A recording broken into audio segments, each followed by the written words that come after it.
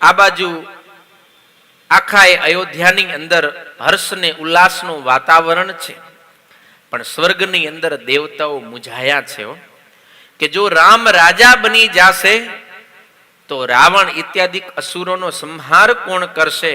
ધરતીના ભારરૂપ અસુરો જે જંગલમાં વનમાં ઘણા પડ્યા છે એનો સંહાર નહીં થાય તો ધરતીનો ભાર હળવો કેમ થશે? માટે તરત જ સરસ્વતી દેવીને બોલાવી દેવતાઓએ પ્રાર્થના કરતા કહ્યું છે કે હે દેવી, આપ અયોધ્યામાં જાઓ અને કોઈકની બુદ્ધિ બગાડો કે રામ વનમાં જાય. અને સરસ્વતી દેવી આટલું સાંભળ્યું ને, સરસ્વતી દેવી શું કીધું ખબર હે કે હું અયોધ્યામાં જઈને કોની બુદ્ધિ બગાડું? મારા બગાડ્યા વિના જ તમારી બુદ્ધિ તો બગડી ચૂકી છે. દેવતાઓને કહે છે મારા બગાડ્યા વિના પણ તમારી બુદ્ધિ બગડી ચૂકી છે કે તમે આજે અવધવાસીઓનું સુખ જોઈ નથી શકતા. તમે કેવા છો? ઉચ્ચ નિવાસી નીચી કર તૂતી દેખ ન શકહી પરાઈ વિભૂતિ. આજે ધરતી પરના મનુષ્યો સુખી છે તો તમે સ્વર્ગવાસી દેવતાઓ પણ એના સુખને જોઈને પ્રસન્ન નથી થઈ શકતા, દુઃખી થાવ છો કે અવધવાસીઓના સુખની અંદર તમે ભંગ પડાવવા ઈચ્છો છો? વઢ્યા સરસ્વતી દેવી. ત્યારે પછી દેવતાઓએ સમજાવ્યું કે દેવી, જો ભગવાન રામ વનમાં જશે તો રાક્ષસોનો વધ થશે, પૃથ્વીનો ભાર હળવો થશે અને એમાં જ વિશ્વનું કલ્યાણ છે અને આ ભગવાનની મરજી છે, માટે આપ ભગવાનની લીલામાં ભળો. એટલે સરસ્વતી દેવી પછી આવે. પણ ગોસ્વામી મહારાજે શું લખ્યું? ઉચ્ચ નિવાસી નીચી કરતુતી દેખી ન શકઈ પરાઈ વિભૂતિ. મોટા હોય, ઊંચે નિવાસ કરીને રહેતા હોય, મોટા મોટા રાજમહેલમાં, હાથમાળની હવેલીમાં, પણ નાના માણસો થોડાક સુખી થાય તો એ સુખ સહન ન કરી શકે અને એના સુખને જોઈને ઓલા હાથમાં માળે રહેતો હોય ને શેઠ, ઈ દુઃખી થઈ જાય કે ઈ હું કરવા સુખી થયો? તો એ હાથમાં માળે રહેતો હોય તો એ સુખી થઈ શકે નહીં. માટે પરાયું સુખ જોઈને ક્યારેય આપણે દુઃખી થવું જોઈએ નહીં. એટલું યાદ રાખજો, જે વ્યક્તિ બીજાનું સુખ જોઈને દુઃખી થાય એ વ્યક્તિ જીવનમાં ક્યારેય સુખી થઈ શકે નહીં. સમજાય ને?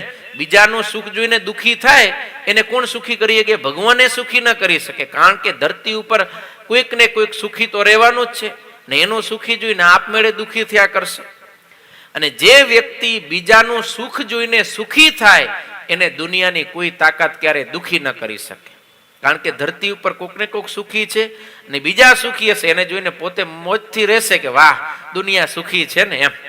માટે હર હંમેશા બીજાને સુખી જોઈ આપણે સુખી થાવ. કોઈ દુઃખી હોય તો આપણે એને મદદ કરી એનું દુઃખ ટાળી, પણ કોઈના સુખી સંસારમાં આગ ન લગાવી. નહીતર માણસોને એવી ઈર્ષાની આગ લાગે કે કોઈ સુખી હોય ને તો એનું સુખ ટાળવાના પ્રયત્ન કરે. પણ ક્યારેય કોઈને સુખી જોઈને આપણે દુઃખી ન થાવું, આપણે પ્રસન્ન થાવું તો આપણે સુખી રહી શકીએ. સરસ્વતી દેવી ધરતી ઉપર આવ્યા છે. સાંજનો સંધ્યાકાળનો સમય છે અને અયોધ્યાની ધરતી ઉપર આંટા મારે છે, આકાશની અંદર આંટા મારે છે. જોયું તો આખી અવધની પ્રજા ભગવાનના ભજનમાં લાગી છે. સંધ્યાકાળ હતો, એ અવધની અંદર ભગવાનની આરતી, ધૂન, કીર્તન, ભજન થતું હતું. હવે ભજનમાં લાગેલા હતા એટલે સરસ્વતી દેવી કોઈની બુદ્ધિ બગાડી શક્યા નહીં. પણ આમ મળ્યા એ ફર્યા કે કોક તો એવો હશે આમ નંગ મળી રહેશે એમ. તે ફર્યા ને તે 3 નંગ મળ્યા. કોણ?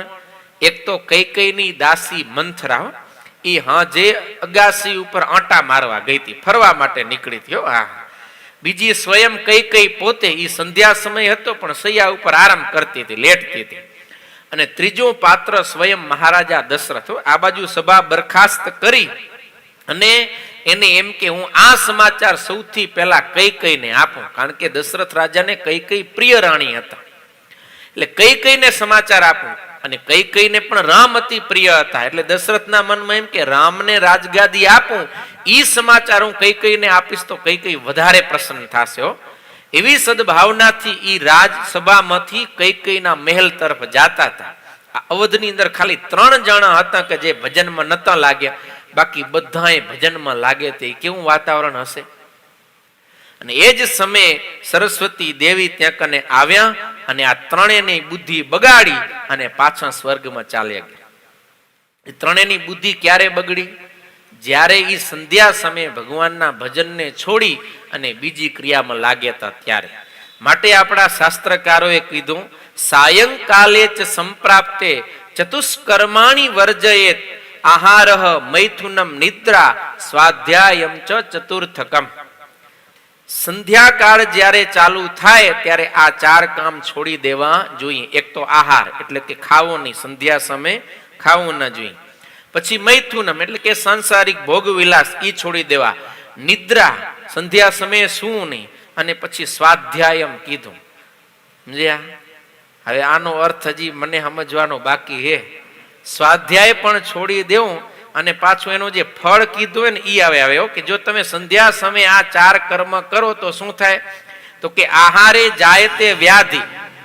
જો તમે સંધ્યા સમયે જમો તો વાતાવરણમાં એવા કંઈ કીટાણુ XYZ હશે કે જેને કારણે સંધ્યા સમયે જમવાથી વ્યાધિ એટલે કે શારીરિક રોગ થાય. પછી ગર્ભ દુષ્ટશ્ચ મૈથુને. જો સંધ્યા સમયે સાંસારિક ક્રિયા કરવામાં આવે એટલે કે ગર્ભનું સ્થાપન કરવામાં આવે તો એ દુષ્ટ થાય. અને એનું પ્રમાણ છે જેમ કે દિતિએ પોતાના પતિદેવ કોણ હતા? દિતિ અને અદિતિના કશ્યપ ઋષિ. કશ્યપ પાસે અસમય એટલે કે સંધ્યા સમયે એમણે ઋતુદાનની માંગણી કરીને ગર્ભ રહ્યો તો કેવા થઈ ગયા? બધા અસુરો થઈ ગયા. અને એના જ સગા બેન અદિતિ એને ત્યાં કને જેટલા બાળકો જન્મ્યા એ બધા સુર એટલે કે દેવો થયા. બીજ રોપનાર એક જ વ્યક્તિ છે કશ્યપ જ. એક જ પતિ છે અને બેનો પણ હગી બેનો છે. પણ અસમયે ગર્ભાધાન થયું તો એના બધા રાક્ષસો થઈ ગયા. માટે સમયે જો સાંસારિક ક્રિયા કરવામાં આવે તો દુષ્ટ ગર્ભ રહે છે. નિદ્રાયામ હરતે લક્ષ્મી. સંધ્યા સમયે જો હોડ તાણીને હુઈ જાઓ તો લક્ષ્મીજી નારાજ થઈ રિહાઈને હાલ્યા જાય તો તમે નિર્ધન થઈ જાઓ. અને સ્વાધ્યાયે મરણમ ધ્રુવમ. હવે સ્વાધ્યાય કરવાથી મરણ પણ થઈ શકે આવું કીધું. હવે અહીંયા સ્વાધ્યાયનો શું અર્થ હે એ આપણે મને સંકલ્પ હતો આજે સંતોને મળવાનું પણ રહી ગયું. આ હું ઘણી વખત હવે સ્વાધ્યાયનો કદાચ આપણે એવું કરી હોમવર્ક એમ. ઓમ તો સ્વાધ્યાય તો એક તો ઈ આધ્યાત્મિક ક્રિયા છે સ્વાધ્યાય કરવો એ વેદાધ્યાય. અચ્છા સંધ્યા સમય. અચ્છા હા સંધ્યા સમયે સ્વાધ્યાય છે એટલે કે સંધ્યા વંદન ઇત્યાદિ ક્રિયા એ કરવાનું હોય. એટલા માટે અધ્યયન ક્રિયા એ છોડી અને ભગવાનની પૂજા પાઠ સંધ્યા વંદન ઇત્યાદિ કરવાનું. બરોબર. અને એ જ આજ્ઞા આપણા ઈષ્ટદેવ ભગવાન સ્વામિનારાયણે શિક્ષાપત્રીમાં પણ કરી. ખબર શું કીધું? ભગવાન મંદિરમ સર્વૈ સાયમ ગંતવ્ય મનવહમ નામ સંકીર્તનમ કાર્યમ તત્રો ચૈ રાધિકા પતે. જ્યારે સંધ્યાકાળ થાય ત્યારે અમારા આશ્રિત ભક્તજનોએ પોતાના બધા કામકાજ છોડી અને ભગવાનના મંદિર પ્રત્યે જવું. ત્યાં જઈ રાધિકાના પતિ એવા ભગવાન શ્રી કૃષ્ણનું ઉચ્ચ સ્વરે કરીને નામ સંકીર્તન કરો. આ શેના માટે? આપણને આ બધું નુકસાન ન થાય ને એટલા માટે ભગવાને આ આજ્ઞા કરીને બચાવી લીધા. પણ આપણે માની નહીં, માની એવા નથી. હા સંધ્યા સમયે આ બધું ચાલુ હોય, ખાવાનું ચાલુ, હુવાનું ચાલુ. બુદ્ધિ બગડે કે ના બગડે? પછી બગડે. હા અહીંયા અગાસી ઉપર આટા મારતી હતી ને ત્યારે માણસો બધા બગીચે ફરવા જાય. પછી ખાવાની ના પડી તો હાજ પડે ને બધી ખાવાની લારી ઉપર ગળદી ક્યારે થાય? હાજ જ થાય બધી. એટલે એને કારણે બુદ્ધિ બગડે અને પછી ખોટા સંકલ્પ થાય, ખોટા વિચારો થાય. મંથરાની બુદ્ધિ બગડી એટલે તરત જ એ કૈકેયી પાસે ગઈ અને કૈકેયીને કહે છે કે તમને ખબર પડી? તો કે ના. અરે તમને ખબર નથી, તમે અંધારામાં છો અને તમારી પાછળ આખી બાજી પલટી ગઈ. પણ થયું શું? ઈ તો કે અરે જો ભરત અત્યારે મોસાળે છે અને રામના રાજ્યાભિષેકની તૈયારી થાય છે. આવતીકાલે સવારે રામ રાજા બની જશે અને રામ રાજા બનશે. આટલા સમાચાર સાંભળ્યા ને કૈકેયી તો રાજી થઈ ગયો. પોતાના કંઠમાં હાર પહેરેલો તો નવલખો ઉતારીને મંથરાને આપ્યો. અરે દાસી, આજે તો તે મને કેવા રૂડા સમાચાર આપ્યા. હું તો ક્યારથી રાહ જોતી હતી કે મારો રામ રાજા બને, રામ રાજા બને. શું રામ કાલે રાજા બનશે? રાજી થઈ ગયો કૈકેયી. કેમ? કૈકેયીને રામને વિશે અપાર સ્નેહ હતો. પણ મંથરા કે અરે રાણીબા તમને કઈ વાતની ખબર નથી પડતા, હું આમ ઘેલા થાવ રે ઈ કે હો, અરે તમને ખબર નથી, રામ રાજા થશે અને કૌશલ્યા મહારાણી થશે અને પછી તમને અને ભરતને દેશવટો આપી દેશે હો. અને આમ જ્યાં બોલીને ત્યાં મંથરાને કઈ કે એક મંથરા દાસી મોં સંભાળીને બોલજે હોય કે મારા રામનું કઈ વાંકું બોલી તો તારી જેબ ખેંચી લઈશ હમણાં. પણ મંથરા કે જો રાણીબા, રામ રાજા બને કે ભરત રાજા બને મને તો કઈ લાભ થવાનો નથી. હું તો રામ રાજા બનશે તોય દાસી રહીશ, ભરત રાજા બનશે તોય દાસી રહીશ, પણ તમારી દાસી છું એટલે મને તમારી ચિંતા થાય. એટલે હું તમને સાચું કહું છું, કૌશલ્યા રાજમાતા થાશે પછી ભરત આડો આવશે ને એટલે રામ તમને ને ભરતને વનવાસ દઈ દેશે, દેશવટો દઈ દેશે. માટે તમે હમણાં ચેતી જાઓ. અને મંથરાનો સંગ થયો ને, કઈ ની બુદ્ધિમાં પણ કુસંગનો રંગ લાગી ગયો, એનામાં ખરાબ પ્રવેશી ગયા.